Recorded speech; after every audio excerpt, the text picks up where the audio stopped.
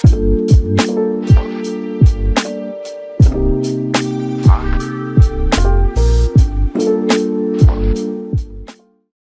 warahmatullahi wabarakatuh. Jumpa lagi dengan saya, Rafa Madewi. Izinkan saya membuat pernyataan diri dosen dalam unjuk kerja Tridharma Perguruan Tinggi PDD UKT PT dalam bidang pengajaran. Saya mengajar di program studi S1 Teknik Sipil, Fakultas Teknik, Institut Sains dan Teknologi Nasional. Subtopik dalam slide ini adalah deskripsi mata kuliah, capaian pembelajaran mata kuliah atau CPMK, sistem pembelajaran, materi pembelajaran, metode pembelajaran, hingga sistem penilaian. Adapun identitas mata kuliah yang akan disampaikan di sini yaitu mata kuliah manajemen konstruksi dengan bobot 4 SKS, diambil dalam semester 6, dan sifat mata kuliah adalah mata kuliah wajib. Adapun deskripsi mata kuliah adalah sebagai berikut, di mana mata kuliah manajemen konstruksi memberikan pemahaman mendalam tentang konsep, prinsip, dan praktik dalam mengelola proyek konstruksi. Mahasiswa akan mempelajari berbagai aspek manajemen proyek, termasuk perencanaan, penjadwalan, pengendalian, dan penyelesaian proyek konstruksi. Selain itu, mata kuliah ini juga menekankan pentingnya kerjasama dalam tim yang multidisiplin, multibudaya, serta penerapan teknologi informasi dan inovasi informasi terbaru dalam manajemen proyek konstruksi. Melalui studi kasus, simulasi, penggunaan perangkat lunak manajemen proyek, mahasiswa akan dilatih untuk merancang dan mengimplementasikan strategi manajemen yang efektif dan efisien sesuai kaidah ilmiah dan standar industri. Adapun capaian pembelajaran mata kuliah adalah sebagai berikut. Yang pertama, mahasiswa mampu berkolaborasi dan bekerja sama secara efektif dalam tim yang multidisiplin dan multibudaya untuk mencapai tujuan proyek konstruksi dengan pemahaman yang mendalam tentang konsep dasar manajemen proyek konstruksi. Yang kedua, mahasiswa mampu merancang dan melaksanakan tahapan-tahapan pelaksanaan proyek konstruksi yang efektif dan efisien. Yang ketiga, mahasiswa mampu memanfaatkan, mengintegrasikan teknologi informasi terkini dalam perencanaan, pelaksanaan, dan pengendalian proyek konstruksi untuk meningkatkan efisiensi dan efektivitas pelaksanaan proyek. Sistem pembelajaran sebagai berikut, di mana diampu oleh dosen pengampu, jumlah pertemuan 10 tatap muka dan 4 pertemuan dibuat secara online, di mana memberikan kesempatan mahasiswa untuk lebih detail lagi melihat materi-materi yang disampaikan oleh sesama rekan yang mengerjakan tugas yang hampir sama, namun dia mengerjakan dengan studi kasus yang berbeda. Dan ini dilakukan secara online 2 kali sebelum UTS dan 2 kali sebelum UAS. Beban waktu pembelajaran 4 SKS terdiri dari 4 kali 50 menit tatap muka, 4 kali 60 menit belajar mandiri, 4 kali 60 menit kegiatan akademik terstruktur. Ujian tengah semester dilaksanakan pada pertemuan ke-7 dan ujian akhir semester dilaksanakan setelah pertemuan ke-15. Adapun materi pembelajaran dan sistem penilaian adalah sebagai berikut, sebagaimana tercantum di dalam RPS, yaitu minggu 1 dan minggu 2, di mana kemampuan akhir yang diharapkan adalah mahasiswa mampu menjelaskan dan menerapkan konsep-konsep dasar manajemen proyek konstruksi dalam konteks kerjasama tim, multidisiplin, dan multibudaya. Dan indikatornya adalah pemahaman konsep dasar manajemen proyek, dan yang kedua, kemampuan kolaborasi. Sistem penilaiannya di sini adalah dengan kriteria pemahaman mendalam dan kolaborasi efektif dengan nilai lebih dari 85 dan nilai skor 70 sampai dengan 84 dengan penilaian dengan kriteria yang cukup memadai, dan yang terakhir nilai yang rendah yaitu kurang dari 70 di mana mahasiswa masih memiliki pemahaman yang kurang dan kolaborasi juga yang lemah. Tekniknya adalah melalui ujian dan presentasi tim. Bentuk pembelajaran dilakukan secara brainstorming, tanya jawab diskusi, dan penugasan latihan terstruktur. Bobot penilaian sebesar 10%. Untuk pertemuan ketiga dan keempat, yaitu mahasiswa mampu menyelesaikan konflik dan tantangan di dalam tim, yang multidisiplin dan multibudaya dengan pendekatan yang konstruktif dan kolaboratif. Kemampuan identifikasi konflik dan penerapan teknik resolusi teknik itu menjadi indikatornya.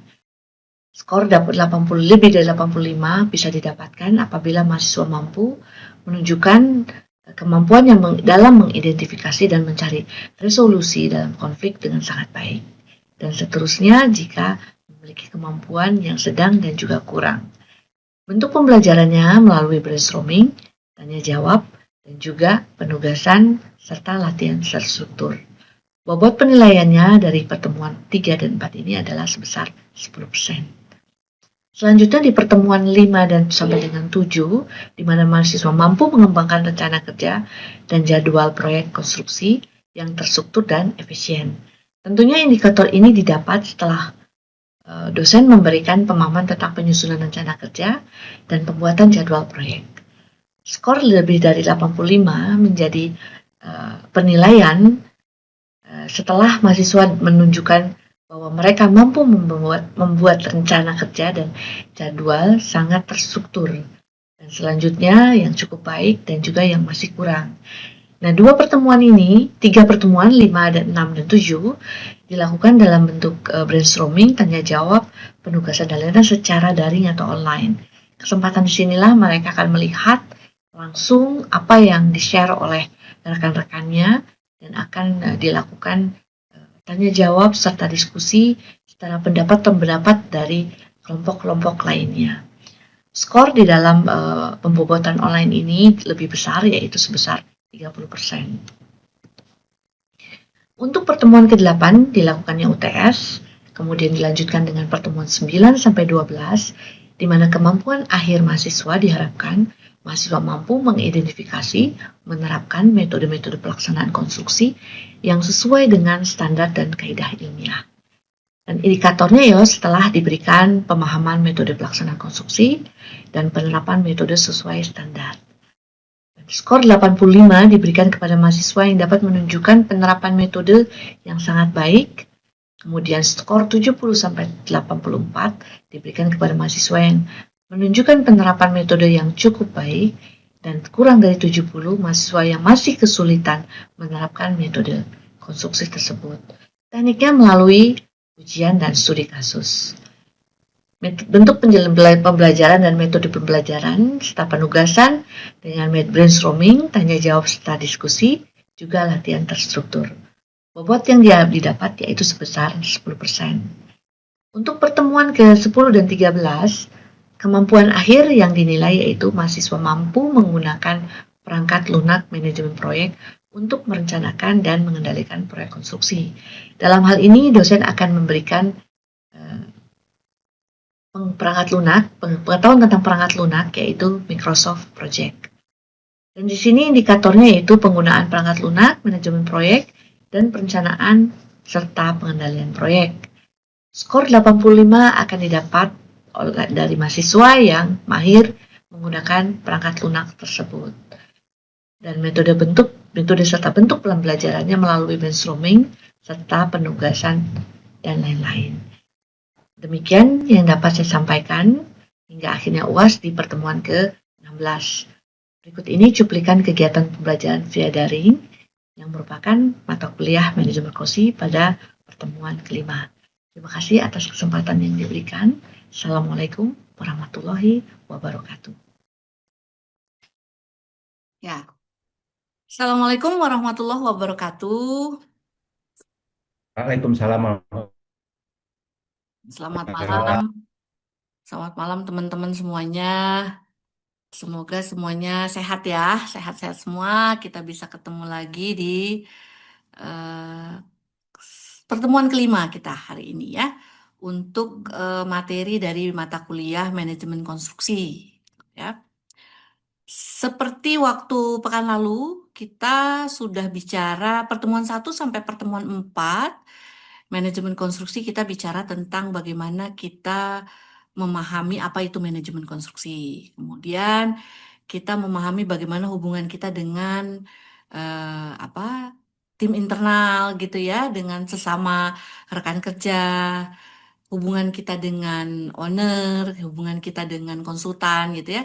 Itu supaya kita betul paham bahwa fungsi dan tugas dari manajemen konstruksi itu memanage gitu ya. Memanage termasuk dalam hal ini mengelola komunikasi. Ya, itu pertemuan 1 dan 4 kemarin ya. Dan hari ini kita pertemuan kelima. Saya sudah record ya. Oke deh. Oke, pertemuan kelima ini kita bicara tentang pengelolaan. Dimulai dengan bicara pengelolaan, teknis pengelolaan ya. Dalam hal ini kita bicara pengelolaan waktu konstruksi, gitu ya. Activity Network Diagram. Diagram itu adalah sebuah skema yang memiliki satu mekanisme tertentu gitu ya. Kalau kita cacah-cacah ya artinya ya. Network itu adalah hubungan yang memiliki kerangka ya, kerangka yang sudah ditetapkan sebelumnya gitu ya. Dari satu aktivitas ke aktivitas yang lain. Maka activity network diagram adalah diagram yang bicara tentang hubungan antar aktivitas, kira-kira seperti itu. Nah, kemudian eh, activity network diagram ini adalah alat yang digunakan untuk merencanakan dan menjadwalkan proyek. Ya, bahwa activity network diagram ini untuk kita analisa, gitu ya, kita analisa dalam penjadwalan waktu penyelesaian proyek. Kita bisa gunakan di awal sebagai mengetahui, nanti kita untuk mengetahui ya, mengetahui kapan proyek ini akan selesai, gitu ya. Berapa hari proyek ini selesai. Kemudian kita juga bisa juga kita lakukan network diagram ini ketika ada indikasi atau mitigasi keterlambatan proyek gitu ya. Oh, ini kayaknya akan terlambat nih satu aktivitas. Maka kita bisa lakukan network diagram ulang gitu ya. Memang di Indonesia yang berdasarkan pengalaman saya itu sudah jarang ya. Bahkan hampir tidak ada yang menggunakan network diagram. Namun bersyukur saya mengalami pengalaman ini langsung di salah satu proyek di Cakung ya. Waktu itu proyek Ion Mall. Kebetulan ownernya Ion Mall Jepang ya. Ion Mall Jepang itu dia masih menggunakan network diagram. Jadi kita kalau diskusi itu pakai kertas A1 besar gitu ya.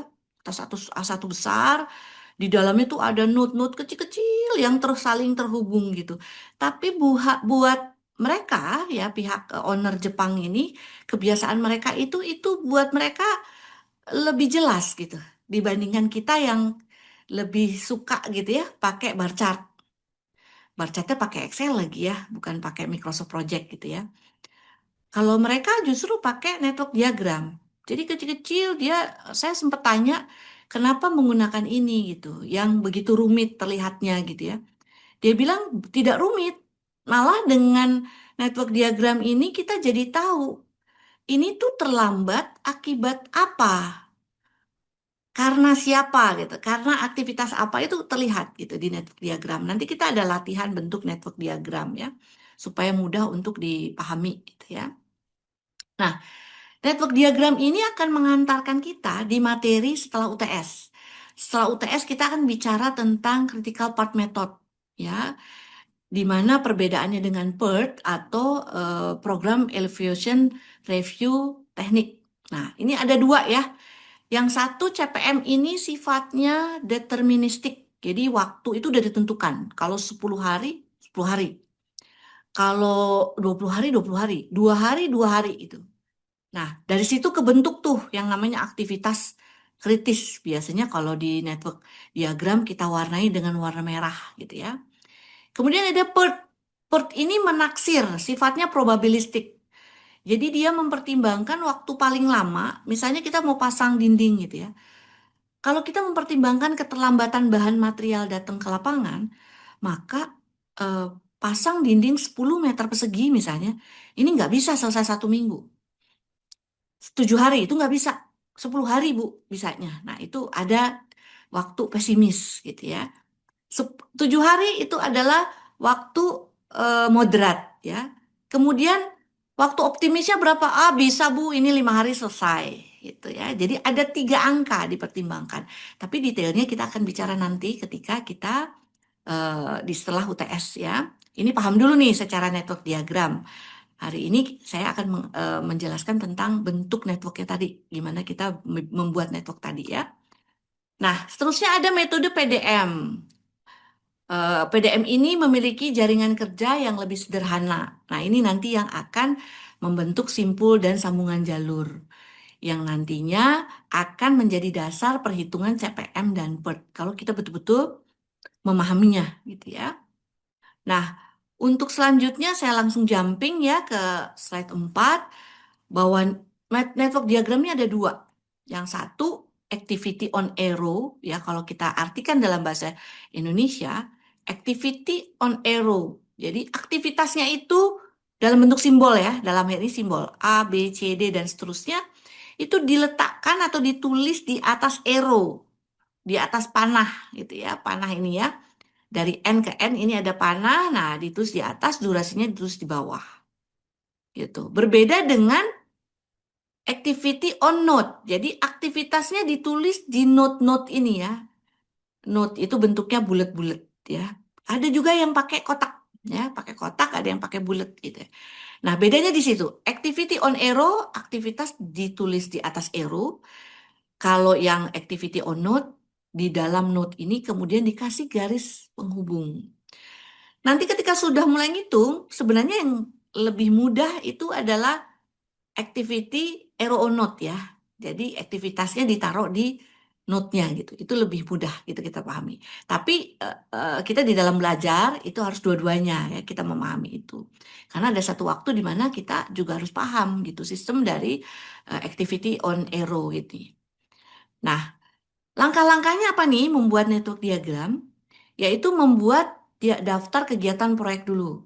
Daftar kegiatan itu dalam bentuk saat kita belajar ya, di sini kita belajar kita persingkat.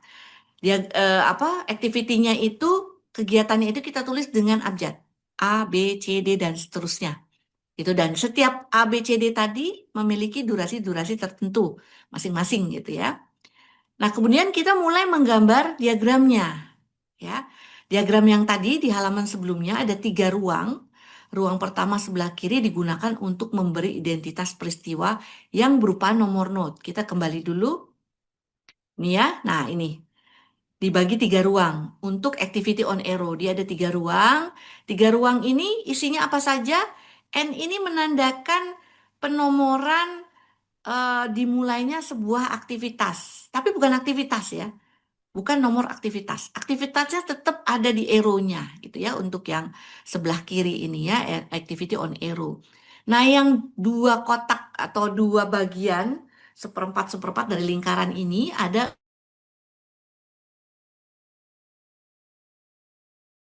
waktu terlambat, yang paling lambat. Waktu yang paling lambat itu ada di sisi bawah gitu ya, sebelah kanan bawah.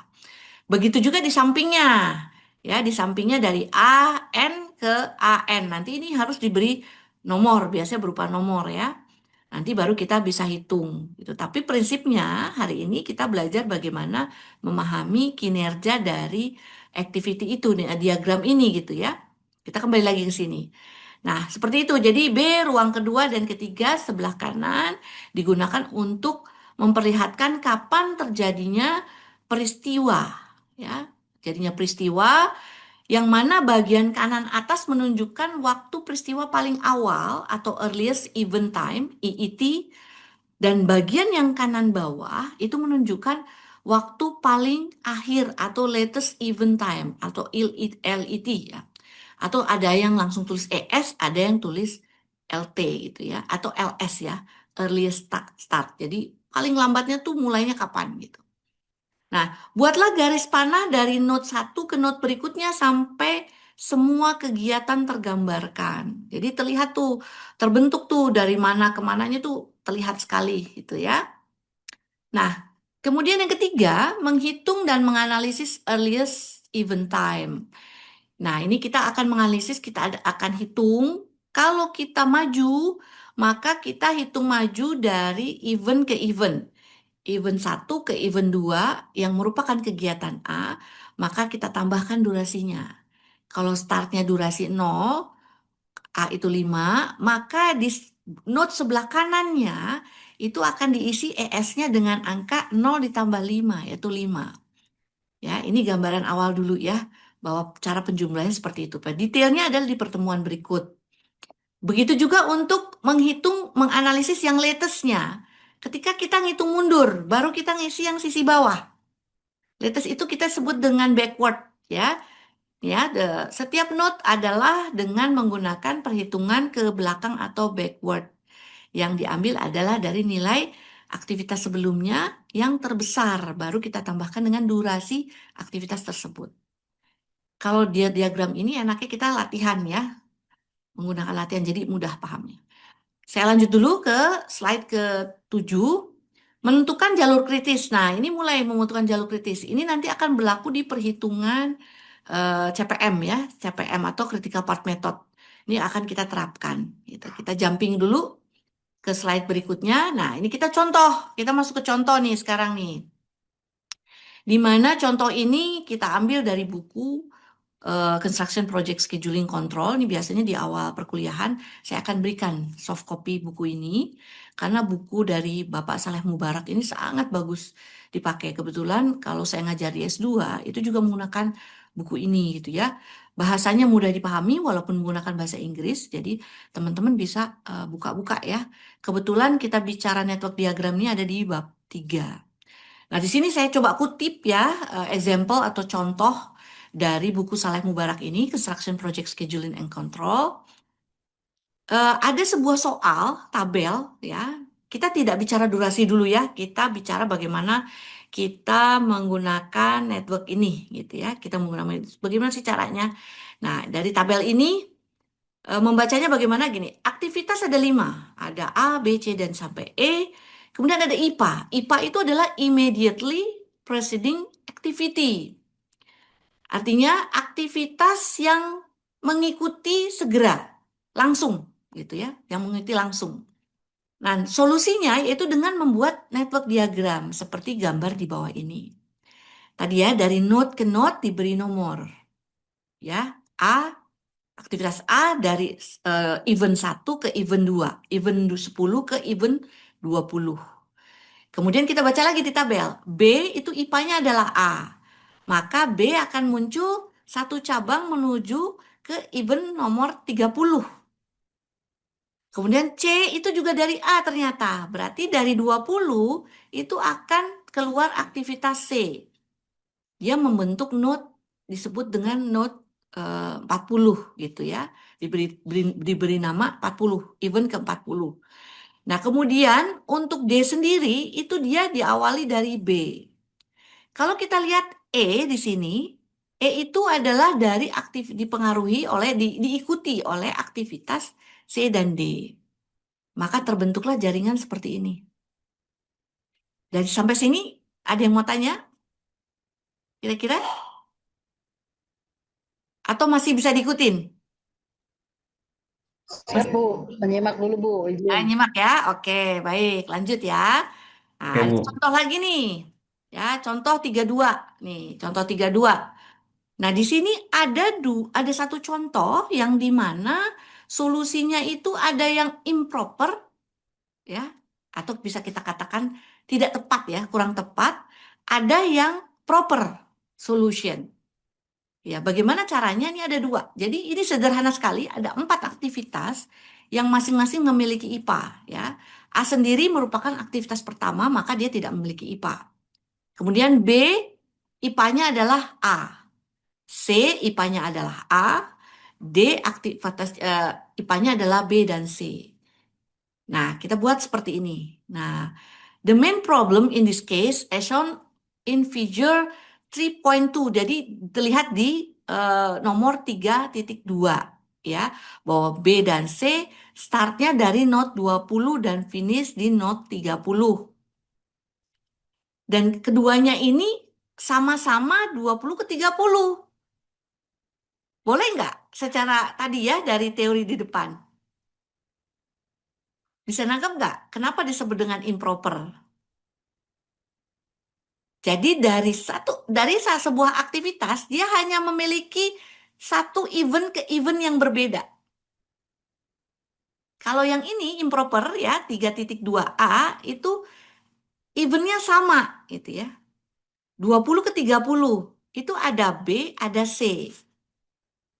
Yang seperti ini tidak boleh. Jadi sederhananya ya untuk memahaminya adalah 20 ini event dimulainya sebuah aktivitas berawal dari sebuah event yang sama itu oke. Itu boleh. Tapi akhirnya endingnya itu tidak boleh sama. Dia harus berbeda gitu. Terus bagaimana Bu caranya? Nah, caranya ada di solusi B. Jadi ada disebut di sini di dalam teori ada dummy activity. Dummy activity ini biasanya ditandai dengan arrow titik-titik ya atau garis putus-putus di sini. Kira-kira gitu. Nah, pertama yang B dulu. Yang B itu immediate-nya adalah A. Dia membentuk kemudian keluar event 30 gitu ya. Kemudian C keluar. Nah, kita harus beri nama dia berbeda dari 30. Maka kita beri nama 40. Tapi Bu, itu D itu diikuti B dan C gitu. B dan C keputus Bu, 30 dan 40. Nah, kita harus buat disebut dengan dummy arrow atau arrow dummy ya. Garis putus-putus kita sambung. Nah, membacanya bagaimana berarti? Bahwa aktivitas D ini dia akan IPA-nya adalah B dan C, C langsung, D tidak langsung. Namun aktivitas D tetap dipengaruhi oleh aktivitas B. Kira-kira gitu tuh caranya ya. Ini ada lagi ya, ini contoh lagi ya. Bahwa ada satu aktivitas yang semuanya diawali dengan 0. Jadi startnya bareng. A, B, C bareng nih. Dia nggak ada IPA-nya. Kemudian tiba-tiba D diikuti oleh A dan B, E diikuti B dan C. Gitu. Nah, kira-kira solusinya adalah seperti di bawah ini. Jadi di awal dari event 1 memiliki aktivitas 3 yang masing-masing berakhir di event-event yang berbeda. Kita lihat ya, dari 1 ke B itu 20. Kemudian aktivitas A itu adalah ke 30. C itu adalah ke 40. Kemudian ada di sini D. Ternyata D itu aktivitas yang dipengaruhi oleh A dan B. Maka dari 20 ke 30 kita buat garis dummy. Garis dummy ini kita beri nomor D1. Jadi nggak boleh nggak pakai nomor ya. Dummy itu bisa lebih dari 1. Maka D-nya D kecil ya, tulisannya D kecil dikasih nomor. D1 itu adalah 20 ke 30. Dia membentuk aktivitas D. Kemudian yang E sendiri adalah dari B dan C. Nah, karena ini proyek tutup, selesai, maka dia boleh menutup dalam satu aktivitas. Kalau tadi aktivitas di tengah-tengah, itu nggak boleh. Ya, tapi kalau di ending, itu boleh sebagai project finish.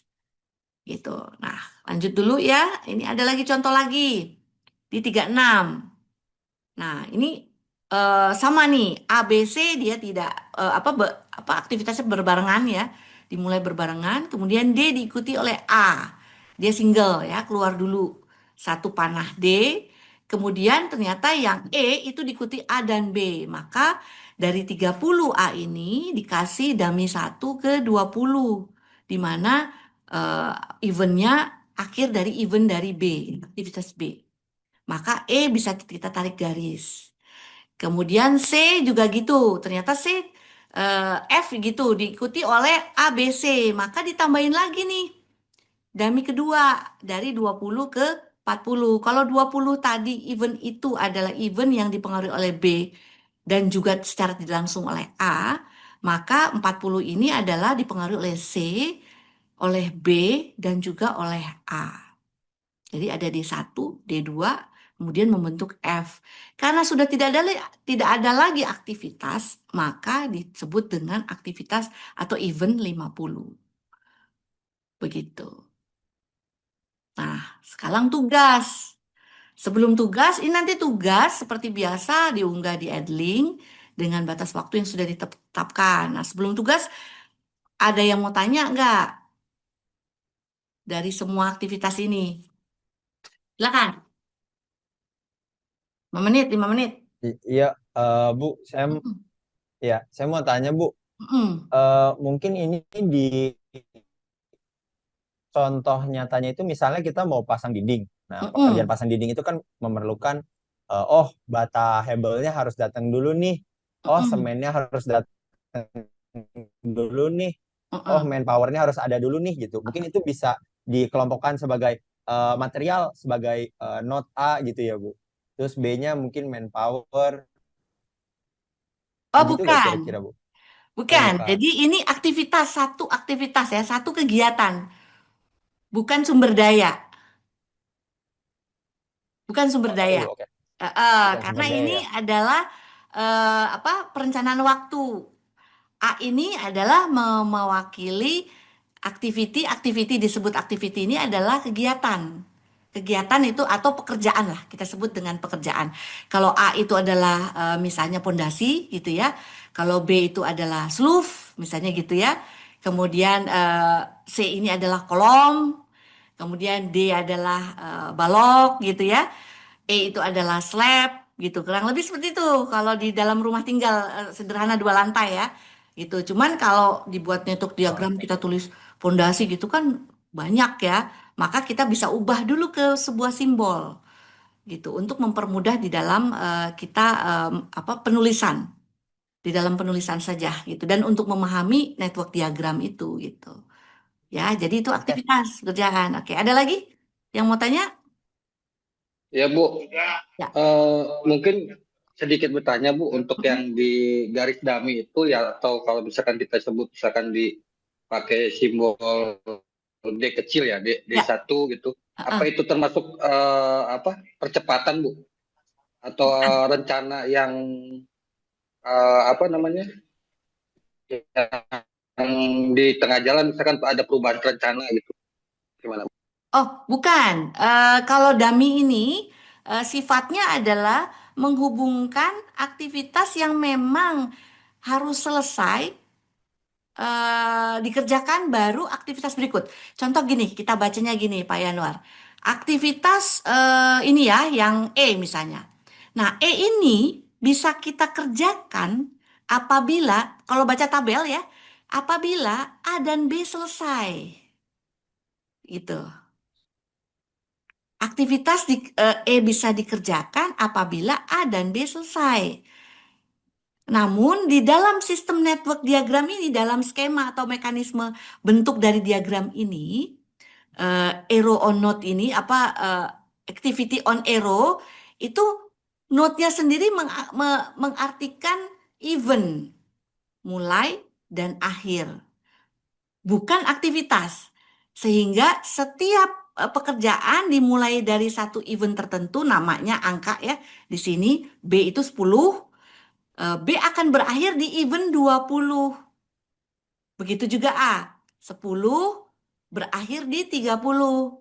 Nah, ternyata ada nih aktivitas E yang dia bisa dikerjakan apabila B dan A selesai. Tidak hanya cukup B gitu. Nggak bisa, harus dua-duanya. Nah, bagaimana menghubungkan 30 sama Oh, berarti 20 gitu ya. Jadi disambung dengan dummy tadi gitu. Yang bentuknya arrow garis putus-putus gitu. Kira-kira seperti itu. izin Bu, Ya, silakan Pak Bu. Jaka. Jadi untuk E ini misalkan dia itu udah pekerjaan masuk tadi kan misalkan di kolom ya Bu. Berarti Mm-mm. kan di kolom itu kan slope sama slope sama Fondasi. pembersihannya misalkan Eh, eh, itu apa LC-nya bawah eh, itu sudah selesai. Misalkan waktunya misalkan tanggal 15 hari di E. Berarti eh, misalkan A-nya itu 5, itu eh, B-nya 10, eh. berarti langsung dapat nilai 15 hari gitu, Bu. Atau bagaimana, Bu? Nah, itu masuk di pertemuan berikut ya. Yang penting kita paham dulu nih Pak, karena tidak seperti itu nanti. Kita harus hitung masing-masing. Kalau B itu adalah kita umpamakan bahwa B itu A itu adalah LC ya, lantai kerja ya, lin konkret. Kemudian di atas kalau Ya, pondasi batu betul, kali ya, betul. bisa bayangin ya teman-teman ya. Di Ya, bawahnya di ya. atas lin konkret itu adalah ada unstamping. Dari Mm-mm. unstamping baru batu kali gitu ya. Ada 3 item itu ya. Nah, ternyata untuk E kita jumping misalnya ke E. E itu ternyata kita pekerjaan slough. Nah, lin konkret itu berapa hari, kemudian unstamping berapa hari, pondasi berapa hari gitu ya. Nah, slope berapa hari. Nah, ini masing-masing saling mempengaruhi. Kalau di gambar networknya, maka ketiga aktivitas sebelum slope itu dia harus terhubung. Tapi masing-masing aktivitas dia harus berakhir di satu node yang berbeda gitu. Lin konkret node-nya sendiri, kemudian unstampingnya sendiri, batu kalinya sendiri. Nah, ternyata habis unstamping kita mau slough gitu ya. Nah, ketika slough itu kita harus buat sambungan dummy tadi, ketiga aktivitas tadi ketemu di satu event untuk kemudian keluar panah merupakan pembuatan slough gitu. Nah, kalau kita udah punya durasi, yang dilihat nanti, Pak, durasi yang paling besar yang digunakan untuk dasar perhitungan kapan slough dimulai. Nah, itu nanti ya. Nanti itu sabar Pak Jaka ya. Nanti ketemu Berat- lagi dijelasin kita baru pakai durasi. Berarti nilai daminya itu Bu, ya. Kenapa? Dummy Nilai tidak daminya memiliki itu nilai. dari nilai daminya. Dummy tidak Oh, memiliki enggak. nilai. Oh, siap, siap, Ya, siap. contoh tadi ya, coba saya balik sebentar ke Oke, oke. halaman sebelumnya. Nah, yang memiliki durasi hanya activity yang tegas, bukan dummy. Ya, kira-kira gitu ya, paham ya teman-teman ya? Gitu. Tapi sebelumnya kerjakan dulu saja ya. Bikin networknya ini nanti bisa diunggah di Ya, ya, ya. Earthling. Siap, siap, Materinya Bu. juga sudah saya berikan. Jadi nanti bisa dikerjakan ada. Tapi ini masih mudah. Mulai dari 16 agak sulit karena cukup banyak aktivitasnya. Itu dikerjakan sendiri-sendiri. Oke, ada lagi yang mau bertanya? Ya, Bu. Cukup, Udah ya? Bu. Ada?